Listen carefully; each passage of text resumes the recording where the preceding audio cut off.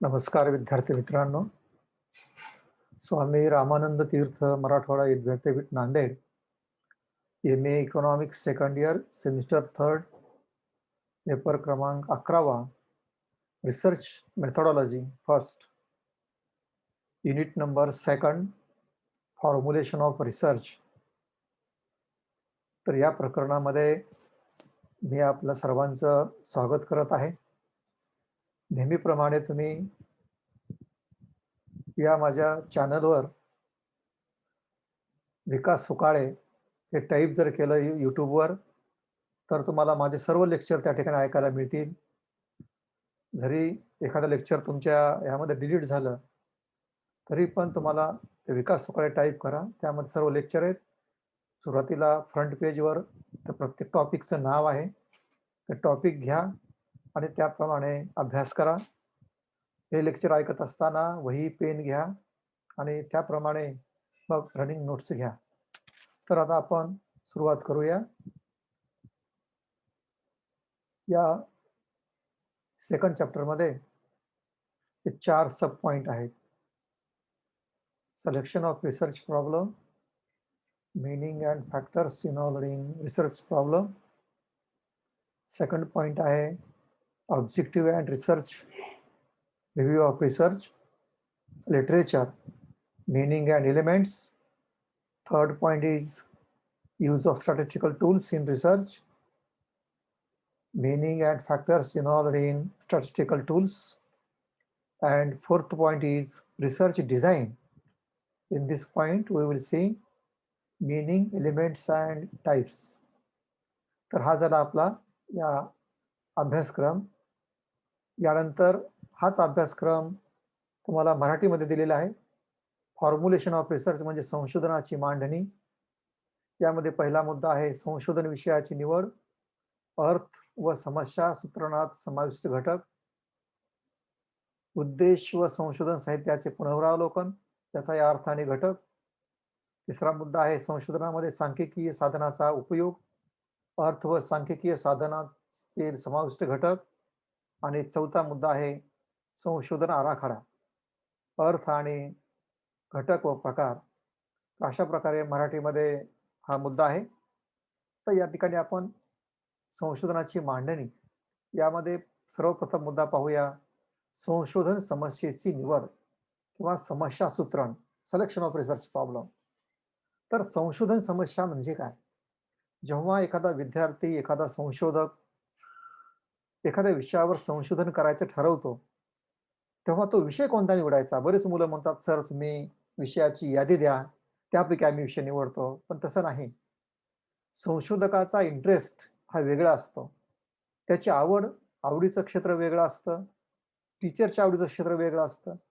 टीचरने जर त्यांच्या स्वतःच्या इच्छेप्रमाणे विषय दिले, तर त्या विषयामध्ये संशोधकाला आवड असेलच असं नाही. म्हणून सर्वप्रथम संशोधकांनी आपला आवडीचा विषय निवडावा लागतो. आवडीच्या विषयातून मग समस्या सूत्रण करावे लागते. हा आता यामध्ये आवडीच्या विषयातून समस्या सूत्रण किंवा संशोधन समस्या कशी निवडायची? तर आवडीच्या विषयामध्ये समाजाच्या गरजा सोडवण्यासाठी अनेक अडथळे निर्माण होतात. तर त्या समस्या किंवा ते अडथळे म्हणजे संशोधन समस्या. फक्त आपल्याला ही संशोधन समस्या विशिष्ट फॉर्मॅटमध्ये, विशिष्ट चौकोनीमध्ये, विशिष्ट आराखड्यामध्ये आपल्याला मांडावी लागते. उदाहरणामध्ये ग्रामीण भागामध्ये अनेक समस्या आहेत. सामाजिक शास्त्रामध्ये उदाहरण लोकांचं उत्पन्न कमी आहे. तर ग्रामीण भागातील लोकांच्या उत्पन्नाचा अभ्यास. समजा एखादा शेतकरी हा आवडीचा विषय आहे. तर शेतकरी हे क्षेत्र, शेतकऱ्याचे मग अनेक विषय आहेत. शेतकऱ्यांच्या आत्महत्या आहेत, शेतकऱ्यांची बेरोजगारी आहे, शेतकऱ्यांचं दारिद्र्य आहे, शेतकऱ्यांचा उत्पादनाचा खर्चाचा अभ्यास आहे, त्याच्या विक्रीतील अडचण, शेतमालाच्या विक्रीच्या अडचणी आहेत. असा छोटा विषय नंतर आपण निवडू शकतो. हा विषय निवडणे म्हणजे समस्या सूत्रण करणे किंवा संशोधन समस्येची निवड करणे. आता याच्या व्याख्या वेगवेगळ्या आहेत. टाउनशेड यांची व्याख्या अशी आहे, संशोधन समस्या म्हणजे निराकरणासाठी समोर आलेली समस्या होय. निराकरण करणे म्हणजे सोडवणे. तर संशोधन समस्या म्हणजे काय? ज्या सामाजिक वेगवेगळ्या समस्या आहेत, ती समस्या सोडवायची आणि मग त्यावर तुम्हाला उपाय सुचवायचे आहेत संशोधन करून. तर यासाठी समोर आलेली समस्या. खरडिंगर यांची व्याख्या आहे, संशोधन समस्या म्हणजे एक प्रश्नवाचक चिन्ह म्हणजे जेव्हा तुम्ही मांडणी करता, ती मांडणी काय होते, एक वाक्य तयार होतं, प्रश्नवाचक वाक्य तयार होतं. उदाहरणामध्ये शेतकऱ्यांच्या कर्जबाजारीपणाचा अभ्यास, वसतिगृहामध्ये राहणाऱ्या मुलांचा अभ्यास, हं, शहरातील स्त्री कामगारांचा अभ्यास, घरोघरी भांडी घासणाऱ्या स्त्रियांचा अभ्यास, हे हे सगळे अशा प्रकारे प्रश्न आहेत. तर थोडक्यामध्ये समस्या सूत्रण म्हणजे काय? तर संशोधन विषयाचं रूपांतर एका वाक्यामध्ये करणे. जेव्हा तुम्ही एरिया ऑफ इंटरेस्ट निवडता, संशोधनाचं तुमचं आवडीचं क्षेत्र निवडता, त्या क्षेत्राची मांडणी, विषयाची मांडणी एका वाक्यात करणे. म्हणजे तुम्हाला मी आता सांगितलं, की ग्रामीण भागातील शेतकऱ्यांच्या उत्पन्नाचा अभ्यास, शहरी भागातील झाडू कामगारांचा अभ्यास, हे एका वाक्यात जी मांडणी केली आहे, त्याला समस्या सूत्रण असं म्हणतात. आता समस्या सूत्रणाचे घटक कोणते आहेत? Factors involved in research problem. तर समस्या सूत्रण हा संशोधनाचा पहिला टप्पा आहे किंवा समस्या सूत्रण ही संशोधनाची पहिली पायरी आहे. तर समस्या सूत्रणासंदर्भात जॉन ड्युई यांचं असं मत आहे, की उत्तम प्रकारे मांडण्यात येणाऱ्या समस्येमध्येच त्या समस्येचे अर्धे उत्तर असते. म्हणजे तुम्ही समस्या किती अपडेट मांडता, किती व्यवस्थित मांडता, तर त्यामध्येच त्याचं अर्ध उत्तर आहे. तर रॉबर्ट एकॉफ यांनी समस्यासूत्रणाचे 5 घटक सांगितलेले आहेत. तर त्यामध्ये पहिला घटक जो महत्त्वाचा आहे, तो संशोधन लाभार्थी किंवा त्याला फलोपभोगी असंही म्हणतात. कारण संशोधनाचा लाभ कुणाला मिळणार आहे? तर हा विचार करून समस्या सूत्रण करणे आवश्यक आहे. कारण एखादी समस्या आपण जर निवडली, तर आणि त्या समस्येचा लाभार्थी हा समाजामधील कोणता घटक आहे? त्याला खरोखरच त्याचा लाभ मिळणार आहे का? हा विचार या ठिकाणी आपण करणे आवश्यक आहे. तर हा फलोपभोगी किंवा लाभार्थी एक व्यक्ती असत नाही. तो समूह असू शकतो किंवा एका तालुक्यातील लोक असू शकतात, जिल्ह्यातील, देशातील, आंतरराष्ट्रीय पातळीवर लोक असू शकतात, व्यक्ती वेगवेगळ्या असू शकतात. तर समूह किंवा व्यक्ती कुणीही लाभार्थी असू शकतो.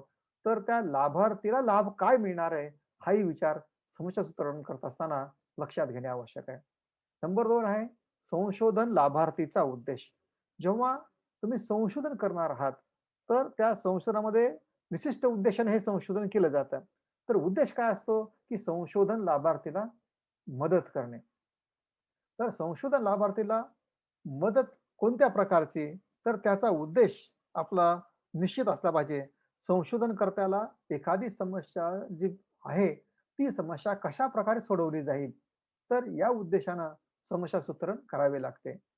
त्यानंतर उद्देशपूर्तीचे साधन. उद्देश प्राप्त करण्यासाठी योग्य मार्गाचा अवलंब करावा लागतो.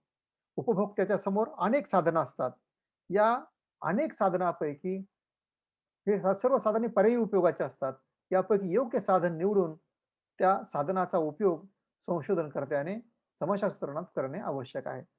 त्यानंतर विशिष्ट परिस्थिती. विशिष्ट उद्देश प्राप्त करण्यासाठी संशोधनामध्ये वेगवेगळे पर्याय आणि त्या पर्यायापैकी योग्य पर्याय किंवा योग्य साधन निवडणे आवश्यक आहे, हे आपण या वरच्या मुद्द्यात पाहिलं आहे. तर पर्याय उपलब्ध असल्याशिवाय समस्या कधीही लोकांना निर्माण होत नाही. समजा साधा प्रश्न आहे, तुमच्याकडे उत्पन्न आहे. कधी-कधी उत्पन्न असल्यावर सुद्धा मग त्या उत्पन्नाचा उपयोग काय करावा? व्यवसाय टाकावा? का शेती विकत घ्यावी? का व्यवसायामध्ये चहाची टपरी टाकावी? का मोठं हॉटेल टाकावं? हे असे अनेक तुम्हाला विशिष्ट उद्देश असतात. तर तो सुद्धा उद्देश कोणता आहे, हे लक्षात घेतला पाहिजे आणि तो उद्देश सोडवण्यासाठी तुम्हाला प्रभावी मार्गाचा वापर करणे आवश्यक असते. त्यानंतर परिस्थिती सापेक्षता. संशोधनामध्ये सर्व आपले नियम जे असतात ते परिस्थितीवर अवलंबून असतात. सामाजिक शास्त्राचे नियम आणि नैसर्गिक शास्त्राचे नियम याच्यामध्ये फरक असतो. नैसर्गिक शास्त्रामध्ये कसं असतं पहा, C+O2 CO2 there is no change in CO2 म्हणजे कार्बन आणि ऑक्साईडचा जर संयोग झाला तर कार्बन डायऑक्साईडच तयार होणार. पण आपल्याकडे तसं नाही. आपले नियम परिस्थितीवर अवलंबून असतात. आपले म्हणजे सामाजिक शास्त्राचे नियम, अर्थशास्त्राचे नियम. उदाहरणार्थ किंमत किंवा किमतीवर मागणी अवलंबून असते. नेहमीच असेल असं काही नाही. परिस्थिती आहे. वस्तूचा तुटवडा जाणवला, तर लोकं किमतीचा विचार करत नाहीत आणि वस्तू खरेदी करतात. तर अशा प्रकारे परिस्थिती सापेक्ष परिस्थितीवर हे नियम अवलंबून आहेत. परिस्थिती निरपेक्ष हे नियम आपले नसतात. याचाही विचार संशोधकांनी करणे आवश्यक आहे. आता पुढचा मुद्दा घेऊ. संशोधनाचे उद्देश. तसे तर उद्देश तुम्ही एकत्र लिहिले तरी चालतात. परंतु मी तुम्हाला 2 प्रकारचे उद्देश दिले आहेत. त्याचं बायफर्गेशन केलं आहे. सैद्धांतिक उद्देश आणि व्यावहारिक उद्देश 2 प्रकारचे आहेत. सैद्धांतिक उद्देशामध्ये आता सगळं तुम्ही परीक्षेत एकत्र लिहिले हे 8 उद्देश तरी चालताय. परंतु थोडंसं सूक्ष्म लेव्हलला सैद्धांतिक उद्देश म्हणजे काय? पहिला आहे ज्ञानाची प्राप्ती करणे. म्हणजे संशोधकाला एखाद्या समस्येचं ज्ञान मिळवणं, हाही संशोधनाचा उद्देश असतो. सूर्य पृथ्वीभोवती फिरतो का पृथ्वी सूर्याभोवती फिरते? काय आहे? कोणता ग्रह कसा आहे? लांबी, रुंदी, उंची त्याचे काय उपयोग, त्याच्यावर कोणते घटक आहेत? हे सर्व प्राप्त करणे म्हणजे काय? ज्ञानाची प्राप्ती करणे. हा संशोधनाचा उद्देश. तर त्या उद्देशानुसार संशोधन केलं जातं.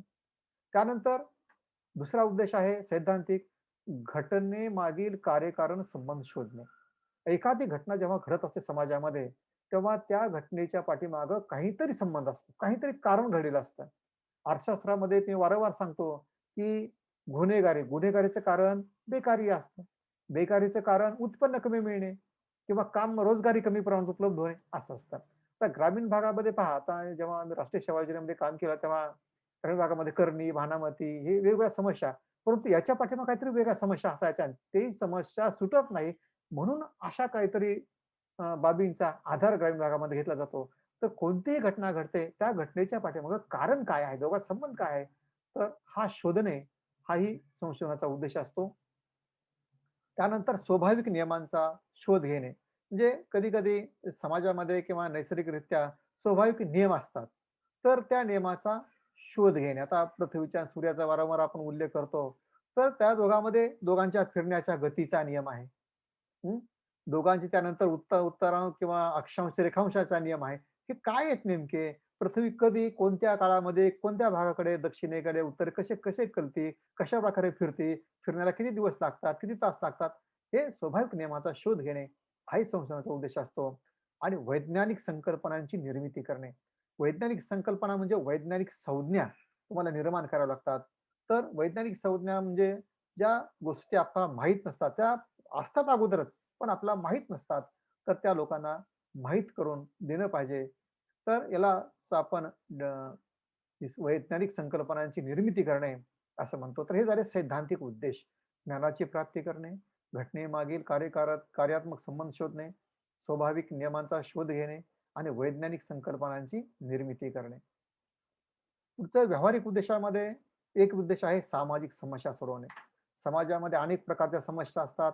अर्थशास्त्रामध्ये समस्या आहेत, राज्यशास्त्रामध्ये समस्या आहेत, समाजशास्त्रामध्ये आहेत, इतिहासामध्ये आहेत, भूगोलमध्ये आहेत. सगळे सामाजिक शास्त्राचे घटक आहेत, समाजशास्त्राचे भाग आहेत. तर सामाजिक समस्या सोडवणे. समाजामध्ये अनेक बेकारी, दारिद्र्य, विषमता ह्या सगळ्या समस्या आहेत. त्या समस्या सोडवण्यासाठी सुद्धा संशोधन केलं जातं. त्यानंतर सामाजिक तणाव दूर करणे. वेगवेगळ्या समाजामध्ये, वेगवेगळ्या वर्गामध्ये संघर्ष असतो. मार्क्सनं सांगितलं गरीब आणि श्रीमंतामध्ये संघर्ष असतो. आज आपण समाजात पाहतो जातीमध्ये संघर्ष आहेत. वेगवेगळ्या घटकामध्ये अमेरिकेसारख्या ठिकाणी वर्णानुसार संघर्ष आहेत. तर या संघर्षाचं कारण काय? आणि त्यावर उपाय सुचवणे, अशासाठी सुद्धा या उद्देशाने संशोधन केलं जातं. त्यानंतर सामाजिक योजना तयार करणे. समाजासाठी वेगवेगळ्या योजना तयार करणं, समाजाला आपण सामाजिक सुरक्षितता असं म्हणतो. सामाजिक सुरक्षा उदाहरणामध्ये पेन्शन योजना, सामाजिक सुरक्षितता आहे. निराधार योजना आहे आपल्याकडे, की ज्या लोकांना वयोवृद्ध लोकांना उत्पन्नाचं साधन नाही, त्यांना जगता यावं. तर यासाठी योजना तयार, अशा प्रकारच्या योजना तयार करण्यासाठी सुद्धा काय करता येईल या लोकांसाठी किंवा तळागाळातल्या लोकांसाठी, तर त्यासाठी सुद्धा संशोधन केलं जातं. आणि शेवटचा मुद्दा आहे सामाजिक नियंत्रणास सहाय्य. सामाजिक नियंत्रण म्हणजे समाजामध्ये कधी-कधी वेगवेगळे घटक घडत असतात. गुन्हेगारी, चोरीचं प्रमाण वाढतं. मग त्यासाठी काय करावं लागेल? त्या चोरी करण्याच्या पद्धती कशा आहेत? त्यावर सुद्धा संशोधन केलं जातं. तर समाजामध्ये वेगवेगळ्या घटना, त्यावर निर्बंध लादण्यासाठी, ते नियंत्रणात आणण्यासाठी ही संशोधन केलं जातं. तर अशा प्रकारे हे संशोधनाचे 8 उद्देश आहेत. त्यामध्ये पहिले 4 तुम्हाला मी सैद्धांतिक उद्देश सांगितलेले आहेत आणि बाकीचे जे 4 हे व्यावहारिक उद्देश सांगितलेले आहेत. तुम्ही परीक्षेमध्ये एकत्र लिहिले तरी चालतील. तर पुढच्या मुद्द्याकडे आपण जाऊया. पुढचा मुद्दा आहे संशोधन साहित्याचे सिंहावलोकन. त्यालाच पर्यायी शब्द आहे पुनरावलोकन. त्यालाच पर्यायी शब्द आहे परामर्श. त्यालाच पर्यायी शब्द आहे आढावा. इंग्लिशमध्ये एकच शब्द आहे रिव्ह्यू ऑफ रिसर्च लिटरेचर. तर त्याचे घटक आपण पाहणार आहोत. आता संशोधकाने निवडलेल्या अभ्यास विषयावर यापूर्वी झालेल्या संशोधनाचा आढावा घेणे यास संशोधन साहित्याचे सिंहावलोकन असे म्हणतात, असा त्याचा अर्थ आहे. आता याचं स्पष्टीकरण काय आहे? संशोधक जेव्हा संशोधनासाठी विषय निवडतो, तर तो निवडलेला विषय हा पहिलाच विषय असतो असं नाही. यापूर्वी सुद्धा त्या विषयावर वेगवेगळे लोक किंवा वेगवेगळ्या संशोधकांनी अभ्यास केलेला असतो. उदाहरणार्थ शेतकऱ्यांच्या आत्महत्यांचा अभ्यास किंवा नांदेड जिल्ह्यातील शेतकऱ्यांच्या आत्महत्येचा अभ्यास. यावर तुम्ही एकटे संशोधन करणार आहात का? तुमच्या पूर्वी त्यावर कोणी संशोधन केलंय? कोणत्या संस्थेनं संशोधन केलंय? त्याचे निष्कर्ष काय आहेत? काही संशोधनाची साधनं कोणती वापरलेली आहेत? त्यांचा कालखंड कोणता होता? या सर्व भागाचा आढावा घेणे, या सर्व भागाचा अभ्यास करणे, हा सर्व भाग समजून घेणे, याला काय म्हणतात? संशोधन साहित्याचे सिंहावलोकन. म्हणजे तुम्ही निवडलेल्या विषयावर तुमच्या पूर्वी ज्या संशोधकांनी संशोधन केलेलं आहे, तर त्या संशोधनाचा, त्याच्या निष्कर्षाचा अभ्यास करणे, याला संशोधन साहित्याचं सिंहावलोकन म्हणतात. संशोधन साहित्याचे मुख्य 3 घटक आहेत. परीक्षेमध्ये तुम्ही सगळे हे 5 अन् 7 आणि 3 10 घटक लिहिले तरी चालतील, एकत्र लिहिले तरी चालतील. परंतु तुम्हाला मायक्रो लेव्हलला विभागणी करून वेगवेगळे घटक दिलेत. पहिला घटक आहे परिचय. जेव्हा तुम्ही संशोधन साहित्याचा आढावा घेता, मागं कोणी संशोधन केलंय, तर त्याचं काय बघायचं, त्याचा कोणता अभ्यास करायचा? तर पहिल्यांदा त्या विषयाचं प्रास्ताविक तुम्ही पहा. म्हणजे त्यांनी विषय निवड का केलेली आहे? कशासाठी ते प्रास्ताविकमध्ये दिलं असतं पहा.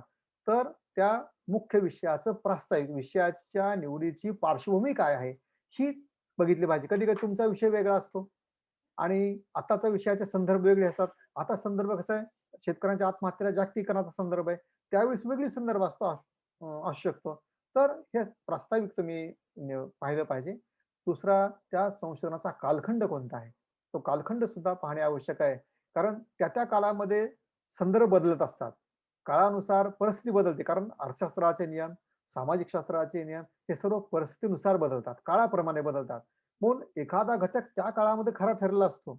परंतु काळ आज बदलला, आज तो घटक खरा ठरेल असं नाही. म्हणून संशोधनाचा कालखंड सुद्धा पाहणं आवश्यक आहे. त्यानंतर दुसरा मुख्य भाग आहे संशोधनाचा गाभा. त्याला बॉडी ऑफ रिसर्च असं म्हणतात. तर याच्यामध्ये काय येते गाभ्यामध्ये? संशोधनाचा मुख्य अभ्यास विषय कोणता होता? मुख्य त्यांचा टायटल प्रमाणे त्यांचा विषय कोणता होता पूर्वी? उदाहरणार्थ एखाद्याने पूर्वी केला असेल, की नांदेड जिल्ह्यातील शेतकऱ्यांच्या उत्पन्नाचा अभ्यास. तर त्याने उत्पन्न म्हणजे नेमके कोणते शेतकरी घेतलेले आहेत? श्रीमंत शेतकरी घेतलेले आहेत का गरीब शेतकरी घेतलेले आहेत? का शेतमजूर घेतलेले आहेत? कोणता त्यांचा अभ्यासाचा गाभा कोणता आहे? तर तो आपण पाहिला पाहिजे. त्यानंतर संशोधन पद्धती. संशोधन पद्धती पूर्वी कोणती वापरली? वेगवेगळ्या पद्धती संशोधन पद्धतीमध्ये विश्लेषणात्मक पद्धती आहे. त्यानंतर स्पष्टीकरणात्मक पद्धती आहे. त्यानंतर अप्लाइड रिसर्च आहे. आपण मागच्या प्रकरणात सर्व पद्धती पाहिल्या आहेत. तर संशोधन पद्धती कोणती वापरली आहे? ही आपण याचा विचार केला पाहिजे किंवा त्याचाही अभ्यास केला पाहिजे. त्यानंतर त्या संशोधनाची व्याप्ती किती आहे? म्हणजे त्या संशोधनाचा एरिया ऑफ रिसर्च किती आहे? नांदेड जिल्ह्यापुरता मर्यादित आहे का महाराष्ट्रापुरता आहे का देशाची व्याप्ती आहे? कुठले त्यांनी साहित्याची सामग्री म्हणजे कुठले सगळे आकडेवारी त्यांनी घेतलेली आहे. तर याचाही आपण विचार करणे आवश्यक आहे. त्यानंतर चौथा मुद्दा आहे संशोधन साहित्याचे स्त्रोत. या स्त्रोतलाच वेगवेगळे शब्द आहेत. त्याला तथ्य असे म्हणतात. तर यामध्ये कोणकोणते आहेत? ग्रंथ, अहवाल, प्रबंध, इतिहास अनेक आहेत. म्हणजे संशोधन साहित्यामध्ये संशोधनाचे म्हणजे आकडेवारी जी गोळा केली आहे, त्या आकडेवारीचे मार्ग कोणते आहेत? किंवा त्यांनी कुठला आढावा घेतलेला आहे?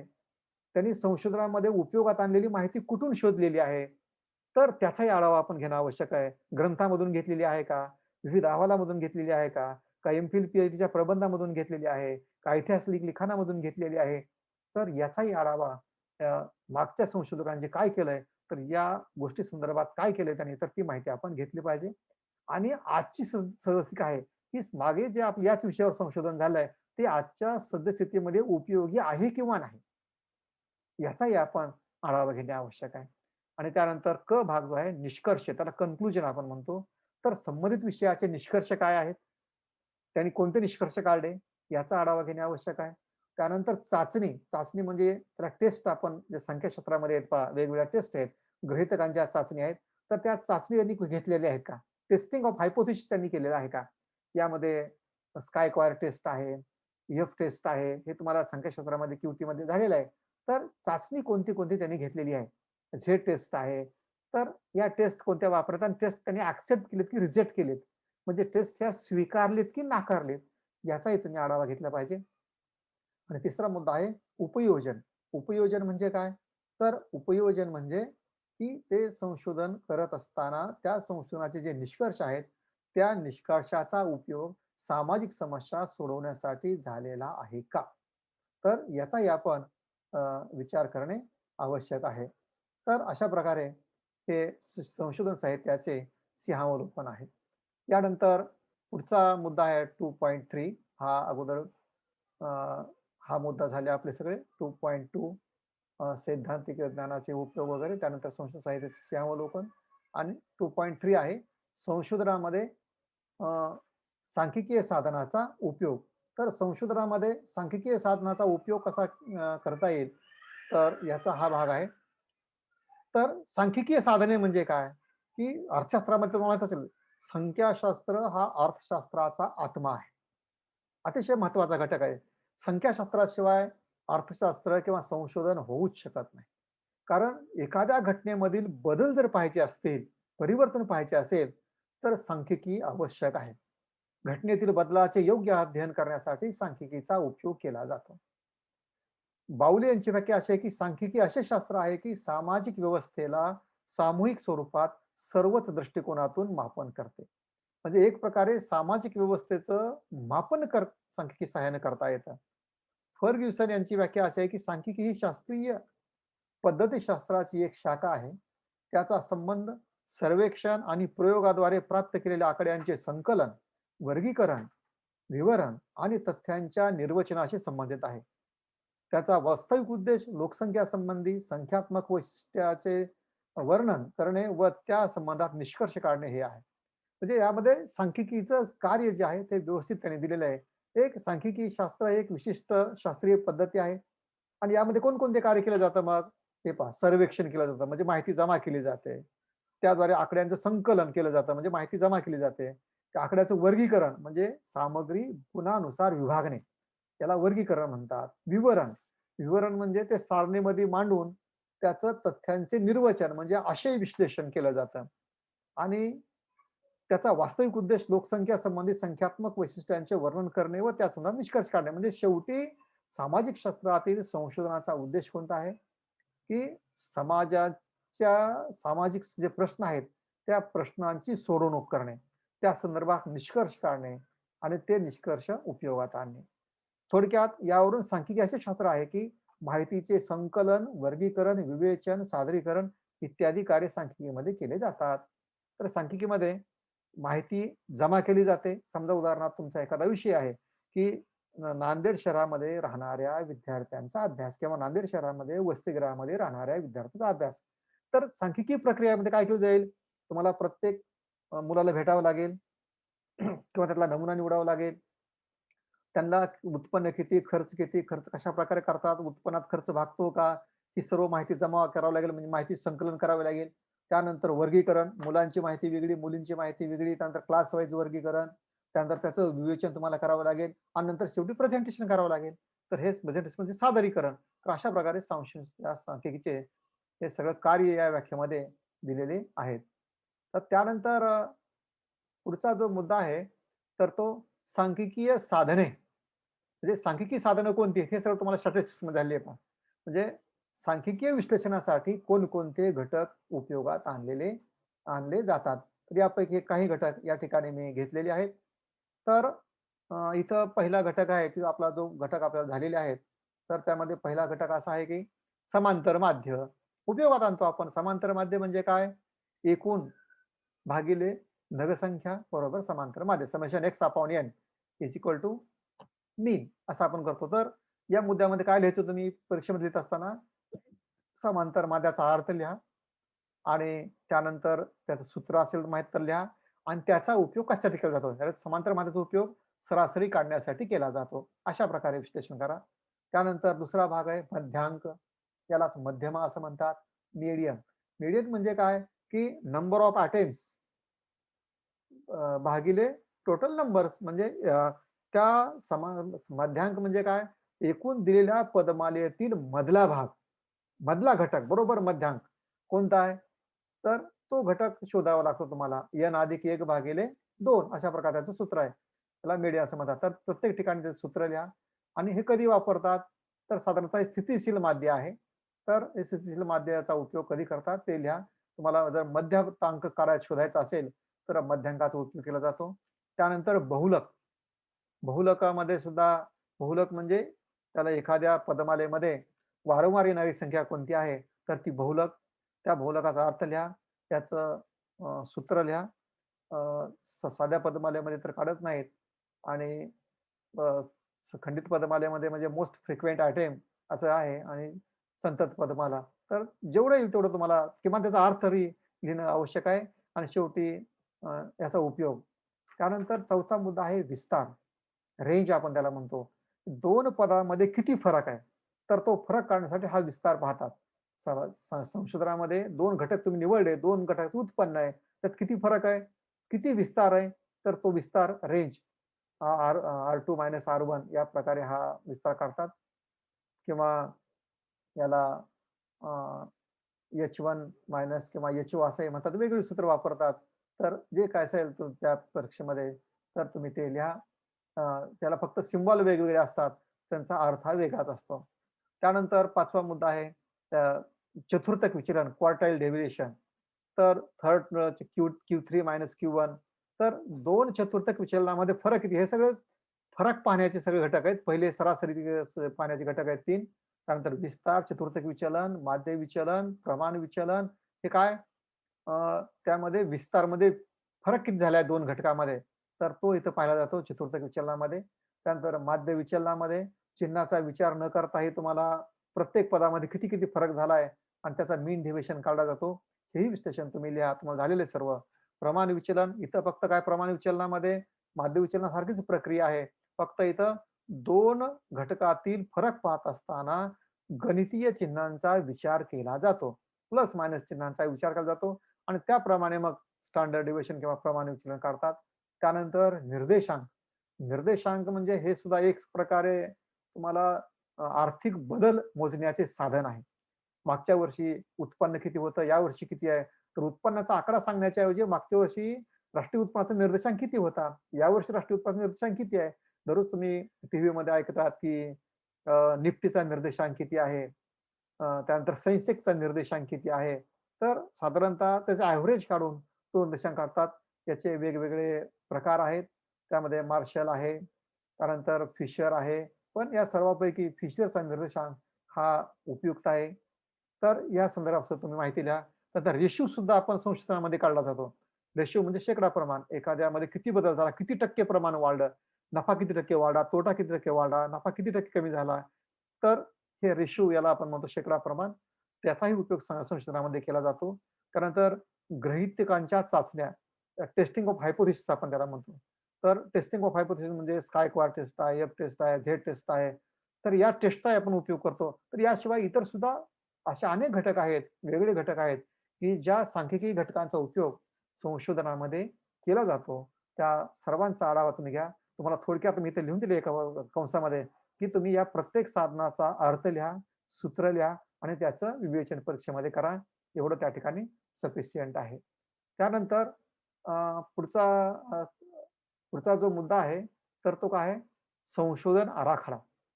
चौथा जो मुद्दा आहे तो संशोधन आराखडा. Research design. तर संशोधन आराखडा म्हणजे काय? याचा अर्थ इथं आपण पाहणार आहोत. संशोधन आराखडा. तर research of the meaning, elements and types असं आहे ते. तिथं टाइप्सच्या खाली गेलं इथं अँड टाइप्स असा हा भाग आहे. त्यानंतर संशोधन आराखडा म्हणजे काय? त्याचा अर्थ तुम्ही घ्या अगोदर, की एखादं कोणतंही कार्य तुम्हाला पूर्ण करायचं असेल, तर त्या कामाचं नियोजन, कामाची आखणी, कामाचा आराखडा तुम्हाला तयार करावा लागतो. समजा तुम्ही नांदेड आहात आणि तुमचं काहीतरी एखाद्या परीक्षेचा फॉर्म भरायचा आहे, कुठेतरी परीक्षा द्यायची आहे पुण्यामध्ये आणि तो तुम्हाला परत यायचा आहे. तर एखाद्या चांगल्या विद्यार्थ्याचं लक्षण कसं आहे, की त्यांनी काय नियोजन केलं पाहिजे, आराखडा तयार केला पाहिजे. मी इथून कधी निघेल, कोणत्या गाडीचं रिझर्व्हेशन केलंय, ही गाडी इतक्या वाजता निघेल, तितक्या वाजता पोहोचेल, तिथं मी इथं मुक्काम करेल, तिथं मी इथं फ्रेश होईल, इतक्या वाजता मी परीक्षा देईल, इतक्या वाजता मी परत येईल, या गाडीने बसेल. हे असं पूर्ण सुरुवातीपासून ते शेवटपर्यंत तुम्हाला त्याचं नियोजन करावं लागतं. त्यालाच काय म्हणतात आराखडा. संशोधनामध्ये सुद्धा संशोधन सुरुवात करण्यापासून ते संशोधन संपेपर्यंत तुम्हाला कामाची आखणी करावी लागते. वेळ किती लागेल, सर्वच बाबी खर्च किती लागेल, हे वेगवेगळे घटक आहेत ते आपण पाहणारच आहोत. तर या संशोधन आराखडा त्याचा अर्थ तर सांगितलंच तुम्हाला, पण त्याची व्याख्या वेगवेगळ्या लोकांनी आरियल एकॉफ यांनी सांगितले. निर्णय क्रियान्वित करण्याची स्थिती येण्यापूर्वीच निर्णय निर्धारित करण्याच्या प्रक्रियेला आराखडा म्हणतात. म्हणजे तुम्हाला निर्णय क्रियान्वित करण्याची स्थिती म्हणजे संशोधनाला सुरुवात करण्याच्या अगोदर ते संशोधन कोणत्या प्रकारे केलं जाईल, तर याचा संदर्भात जो निर्णय तुम्हाला घ्यावा लागतो, तर ती निर्णय जी प्रक्रिया आहे त्याला आराखडा म्हणतात. म्हणजे एखादं कार्य करण्यापूर्वी त्या कार्यक्रमाची रूपरेषा आपण आपण महाविद्यालयामध्ये कार्यक्रम घेतो. तर कार्यक्रम कसा संपेल, कोण किती वाजता बोलेल, आभार मानेल कोण, प्रस्तावित कोण करेल, सगळं आपण लिहितो ना. तर तशा प्रकारे हा आराखडा तयार करावा लागतो. त्यानंतर एफ.एन. करलिंगर यांची एक व्याख्या आहे. संशोधन आराखडा संशोधनाची एक योजना, संरचना आणि एक रणनीती आहे, ज्याद्वारे संशोधन प्रश्नांची उत्तरे प्राप्त केली जातात आणि भिन्नत्व विचरणावर नियंत्रण ठेवले जाते. तर आता एकच आहे संशोधन आराखडा संशोधनाची अशा प्रकारे एक योजना आहे, की त्यामध्ये कोणकोणत्या घटकाचा समावेश आहे, संरचना आहे संशोधनाची, त्यानंतर आणि एकंदर रणनीती म्हणजे तुम्ही काय-काय कोणत्या प्रकारे काम करणार आणि त्याची उद्दिष्टे यामध्ये प्राप्त केली जातात. तर अशा प्रकारे त्याने तुम्ही ठरवल्याप्रमाणेच काम होतं की नाही, त्यावर सुद्धा नियंत्रण ठेवावं लागतं. थोडक्यात संशोधन आराखडा ही संशोधनाची रूपरेषा आहे. यात अहवाल, संशोधन समस्यापासून ते अहवाल लेखनापर्यंतचा सर्व पायऱ्यांचा समावेश होतो. म्हणजे अगदी सुरुवातीपासून तुमच्या मनात संशोधनाची संकल्पना आल्यापासून, जेव्हा तुम्ही ठरवता की मला संशोधन करायचं आहे, तर तेव्हापासून तुम्ही कसं-कसं करणार, काय-काय करणार हे तुम्हाला पूर्णपणे वेगवेगळ्या टप्प्यामध्ये हा अहवाल लिहून काढावा लागतो. तर अशा प्रकारे हा संशोधनाची एक प्रकारची रूपरेषा आहे. आता या रूपरेषेनंतर संशोधन अहवालाचे घटक, म्हणजे संशोधन अहवालामध्ये कोणकोणते घटक, एलिमेंट्स ऑफ रिसर्च डिझाइन, कोणकोणते घटक त्यामध्ये समाविष्ट होतात, तर ते घटक तुम्हाला या ठिकाणी घेता येतील. तर यामध्ये सुरुवातीला काय केलं पाहिजे, त्या संशोधन अहवालामध्ये कोणकोणत्या घटकाचं विश्लेषण तुम्ही केलं पाहिजे, त्याचा टाईम पिरियड, त्याच्यावर खर्च काय, सर्व लिहिलं पाहिजे. तर असे कोणकोणते घटक आहेत? संशोधन विषय हा एक घटक आहे, की तुम्हाला अगोदर तुमचा संशोधन विषय कोणता आहे. जर तुम्ही एखाद्या गावाला जायचं असेल, तर कोणत्या गाडीने जायचंय तुम्हाला अगोदर ठरवावं लागेल ना, किंवा गावाला कशासाठी जायचंय. तर हे तसं आहे. संशोधन विषय तुम्ही अगोदर ठरवा आणि त्यानुसार मग संशोधन विषय ठरवला, की मग दुसरा काय संशोधन पार्श्वभूमी, की हा विषय तुम्ही का निवडला? शेतकऱ्यांच्या आत्महत्याचा विषय का निवडला? किंवा झाडू कामगारांचा अभ्यास का निवडला? किंवा घरी धुणे-भांडे करणाऱ्या कामगारांचा अभ्यास का निवडला? किंवा भारताच्या परकीय व्यापाराचा अभ्यास हा विषय का निवडा? मी वेगवेगळे विषय तुम्हाला यासाठी सांगतोय, की तुम्हाला प्रोजेक्टसाठी हे सगळं माहीत व्हावं म्हणून. तुम्हाला 100 मार्काचा प्रोजेक्ट आहे. तर तुम्हाला हे सगळं माहीत झालं पाहिजे. त्या दृष्टिकोनातून तुमच्या कानावर शब्द गेले पाहिजेत. विषय म्हणजे निव्वळ केवळ झाडू कामगाराचा अभ्यास शेतकऱ्यांसाठी असाच असतो असं नाही. तर राष्ट्रीय पातळीवरचे, आंतरराष्ट्रीय पातळीवर सुद्धा विषय असतात. भारताच्या परकीय व्यापारावर जागतिकीकरणाचा परिणाम हाही तुम्हाला विषय घेता येतो. भारताच्या परकीय कर्जावर जागतिकीकरणाचा परिणाम हाही विषय तुम्हाला घेता येतो. सरकारच्या उत्पन्नाचा अभ्यास, सरकारच्या खर्चाचा अभ्यास. तर हे विषय तुम्ही का निवडले? त्याची पार्श्वभूमी तुम्हाला काय वाटलं? तर असं तुम्ही त्याच्यात उल्लेख केला पाहिजे संशोधनाच्या पार्श्वभूमीमध्ये. त्यानंतर संशोधनाचे प्रकार. संशोधनाचे अनेक प्रकार आहेत. त्यापैकी तुम्ही कोणत्या प्रकारे संशोधन करणार आहात? सैद्धांतिक संशोधन आहे तुमचा प्रकार, का अप्लाइड रिसर्च आहे, की त्यामध्ये स्पष्टीकरणात्मक आहे, का वर्णनात्मक आहे? काय आहे? संशोधनाचा कुठला प्रकार निवडला? तेही तुम्ही त्यामध्ये उल्लेख केला पाहिजे. त्यानंतर संशोधनाचा उद्देश कोणता आहे? तुम्ही का संशोधन करायला लागलात? तुम्हाला का करावं वाटलं? तुमचा त्याचा उपयोग काय होईल असं तुम्हाला वाटतंय? तर ते उद्देशामध्ये तुमचं आलं पाहिजे. संशोधनाची गृहीते. संशोधनाची गृहीते म्हणजे काय? बऱ्याच मुलांना लक्षात येत नाही. काळजीपूर्वक ऐका. गृहीत कृत्य म्हणजे संशोधन करण्यापूर्वीच संशोधनाचा अंदाजे काढलेला निष्कर्ष. आता हा निष्कर्ष कसा काढायचा? की जेव्हा संशोधक संशोधन करतो, तेव्हा तो असा अचानक एखादा विषय निवडत नाही. तर तो विषय निवडत असताना त्याला त्या विषयाची काही प्रमाणात थोडी माहिती असते. त्याचा अभ्यास झालेला असतो आणि त्या अभ्यासावर त्याच्या मनामध्ये एक निष्कर्ष असतो, की या घटनेच्या पाठीमागे हे कारण आहे. ग्रामीण भागामध्ये शेतकरी आत्महत्या करतात. तर संशोधकाला माहीत असतं, की आत्महत्या नेमकी का होतात? एक तर कर्जबाजारीपणा आहे, भांडणं आहेत, वेगवेगळी कारणं आहेत. तर यापैकी कर्जबाजारीपणा, आर्थिक कारण हे प्रबळ आहे, असं त्याला वाटतं. तर हे त्यांनी ठरवलं गृहीत आहे, की आत्महत्येचं कारण कर्जबाजारी आणि मग हे गृहीत काय करायचं असतं, त्या संशोधनामध्ये तपासायचं असतं. खरं ठरलं का नाही? तर किंवा जसं तुम्ही एखाद्या साधं उदाहरण घ्या ना तुम्ही, एखादे पोलीस वगैरे एखाद्या घरी चोरी झाली, तर हे सगळं अगोदर घर पाहून घेतात आणि मग पोलीस ठरवतात, की चोर दरवाजातून आला, दरवाजातून गेला, हे एक गृहीत. दरवाजातून आला, खिडकीतून गेला असेल, हे एक गृहीत. दरवाजातून आला, भिंत फोडून गेला. हे असं वेगवेगळे गृहीत मनात ठरवतात आणि मग एक तपासणी करतात. दरवाजातून आला, दरवाजातून गेला, दरवाजा कसा आहे, पॅक आहे का, लॉक आहे का हे. तर संशोधनामध्ये असंच आहे. संशोधनाचे निष्कर्ष मनामध्ये अगोदर तयार होतात आपल्या. जेव्हा आपण पार्श्वभूमी संशोधनाचे वाचतो, वाचन करतो, त्याचा अभ्यास करतो. कारण असा नवीन विषयाला संशोधन केलं तर ते होणारच नाही. तर संशोधन करत असताना त्या संशोधनाची पार्श्वभूमी पाहत असताना तुम्हाला त्याचे निष्कर्ष काही प्रमाणात लक्षात येतात आणि त्या निष्कर्ष खरे आहेत की खोटे आहेत हे तुम्हाला तपासून बघावं लागतं आणि त्यासाठी संशोधन करावं लागतं. तर ही संशोधनाची ग्रहिती काही तुम्हाला ठरवावी लागतात. नंतर संशोधन काळातील संदर्भ, त्या संशोधन काळामध्ये कोणकोणते संदर्भ आहेत? त्या ज्या घटकाविषयी तुम्ही संशोधन करता, तर त्या घटकाचा कोणाकोणा संदर्भ आलेला आहे, तर ती सगळी माहिती तुम्हाला जमवावी लागते. त्यानंतर सामग्री संग्रहण, सामग्री म्हणजे माहिती. त्याला तथ्य असंही म्हणतात. त्याला अ, हे हेही म्हणतात, डाटा असंही म्हणतात आणि संग्रहण म्हणजे कलेक्शन, डाटा कलेक्शन असं म्हणतात किंवा कलेक्शन ऑफ डेटा असंही म्हणतात. तर सामग्री संग्रहण म्हणजे तथ्य गोळा करणे, माहिती गोळा करणे. संशोधकाला संशोधनासाठी हवी असलेली माहिती गोळा करणे. ही माहिती कशी गोळा केली जाईल याचं विश्लेषण यामध्ये आलं पाहिजे. त्यानंतर नमुना निवड. नमुना म्हणजे काय? सॅम्पल मेथड त्याला आपण म्हणतो, की एखाद्या वेळी क्षेत्र जर मोठं असेल, तर सर्व ठिकाणी संशोधक जाणं शक्य नसतं. तर अशा परिस्थितीमध्ये संशोधक नमुना कसा निवडेल? समजा पूर्ण महाराष्ट्रातील शेतकऱ्यांच्या आत्महत्या किंवा महाराष्ट्रातील विद्यार्थ्यांचा अभ्यास, महाराष्ट्रातील अ, वसतिगृहात राहणाऱ्या विद्यार्थ्यांचा अभ्यास. तर प्रत्येक विद्यार्थ्याला तुम्हाला तिथे भेटता येणं शक्य आहे का? नाही. तर मग तुम्हाला त्याचा नमुना घ्यावा लागतो. या जिल्ह्यातील 10 विद्यार्थी किंवा 50 विद्यार्थी त्याचे पर्सेंटेज ठरलंय. ते कोठारीचे आहेत आपल्या संशोधनामध्ये. तर ते तुम्हाला त्याचं कॅल्क्युलेशन करून तुम्हाला ते नमुना निवडावा लागतो. हा नमुना कसा घ्यायचा, काय घ्यायचा, कोणता त्याचा रँडम आहे, नॉन रँडम मेथड आहे, म्हणजे संभाव्य नमुना पद्धत आहे, गैरसंभाव्य नमुना पद्धत आहे. कोणतीही पद्धत तुम्हाला वापरायची हे तुम्हाला अगोदरच ठरवावं लागतं.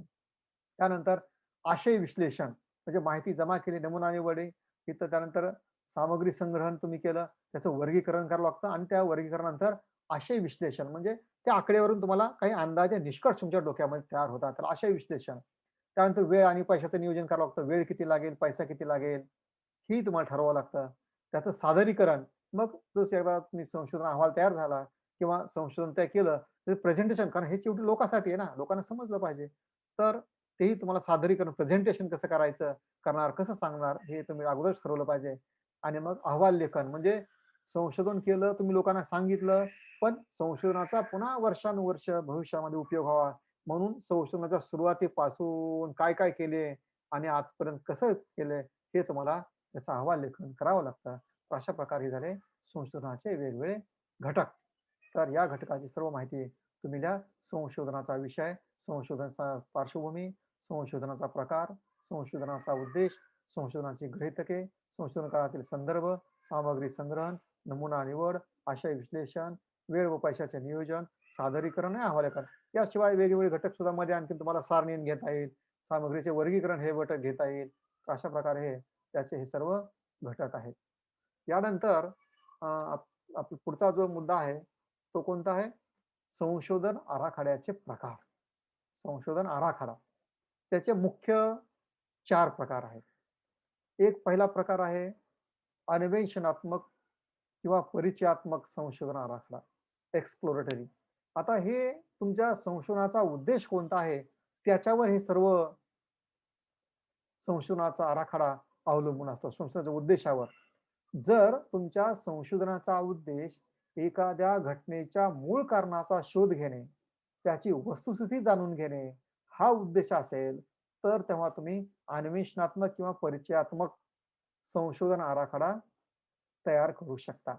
एखादी घटना का घडली, हे तुम्हाला शोधायचं असेल, तर तेव्हा किंवा वस्तुस्थिती काय आहे, बेकारची वस्तुस्थिती काय आहे, दरिद्राची वस्तुस्थिती काय आहे, लोकांच्या कमी उत्पन्नाची आहे किंवा शिक्षण घेऊन सुद्धा का नोकरी मिळत नाही? मग मुलांना लक्षात का येत नाही? का मुलं हुशार नाहीत? का वर्गात शिकवलं जात नाही? किंवा मुलांच्या नापास होण्याच्या पाठीमागे काय कारण आहे? वेगवेगळे विषय तुम्हाला मी यातून सांगतोय.